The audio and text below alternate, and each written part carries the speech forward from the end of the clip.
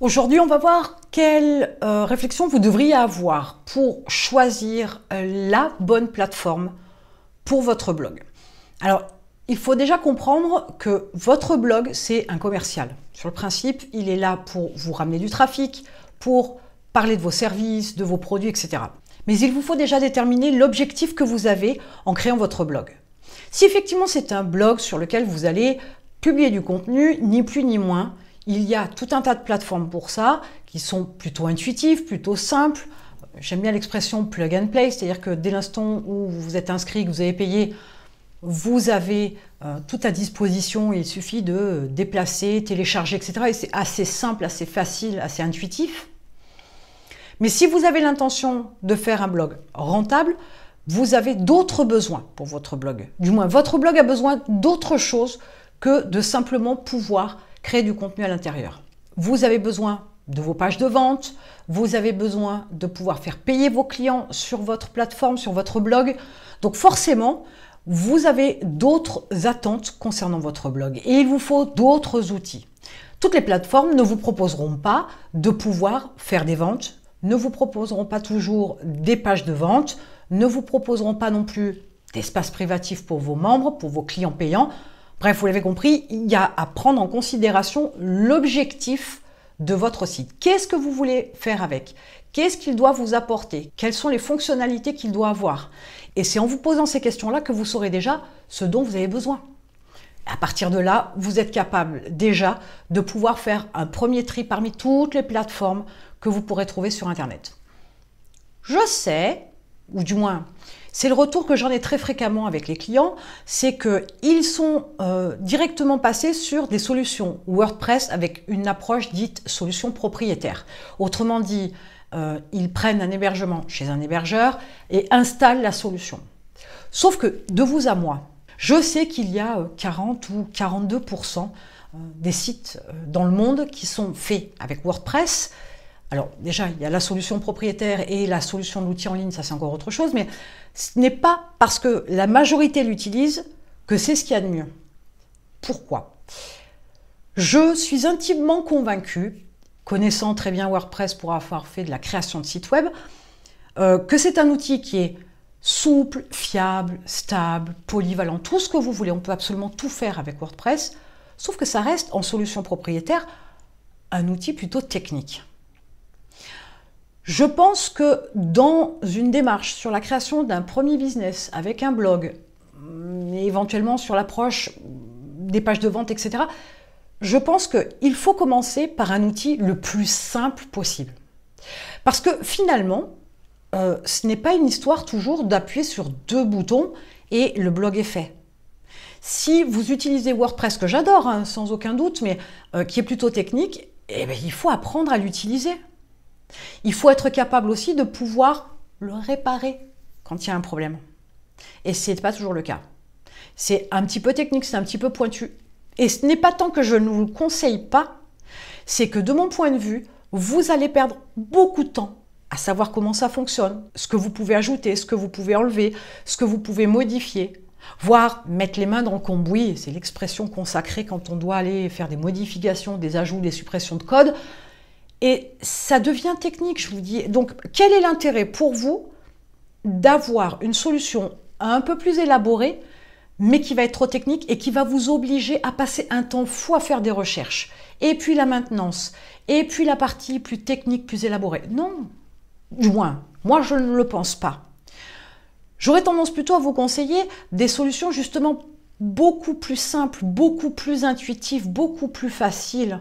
Il y a énormément d'outils, énormément, tout est relatif, on est d'accord. Il y a beaucoup d'outils en ligne qui vous permettent d'avoir tout ce dont vous avez besoin. Ce sont des solutions au standard du web qui évoluent, qui sont suivies. Techniquement, vous n'avez rien à faire puisque l'entretien technique s'effectue par la société qui vous propose l'outil en ligne.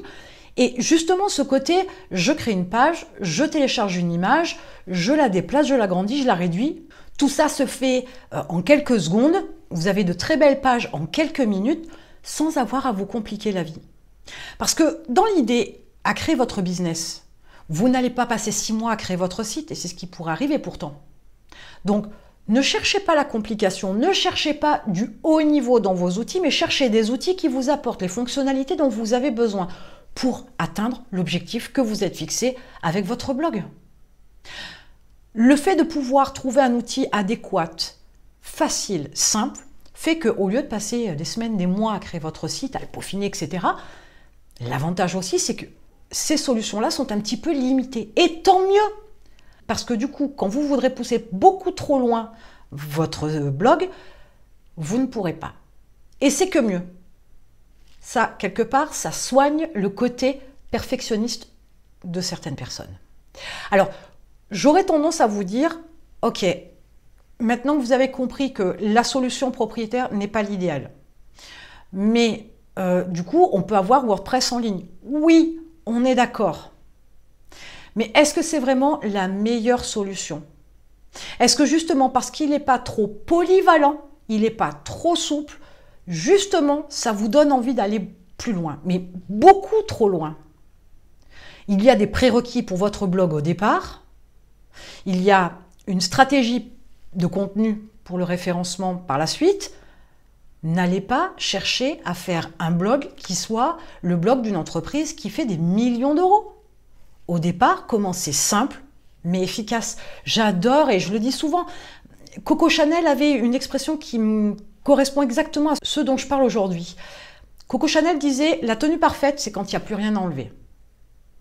Donc autrement dit, ce que vous mettez sur votre blog doit être ce qui est nécessaire, utile, mais pas superflu.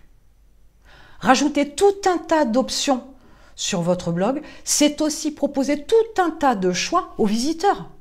Alors que vous voulez qu'il fasse quelque chose de particulier, qu'il s'inscrive à votre newsletter, qu'il télécharge un cadeau, qu'il achète une solution, prestation, un produit, peu importe, on s'en moque, ce n'est pas l'importance là, mais comprenez que vous allez aussi perturber la démarche de votre visiteur parce que vous voulez l'amener d'un point A à un point Z, il doit effectuer différentes actions. Si vous lui en mettez trop sous le nez, comment voulez-vous qu'il fasse un choix?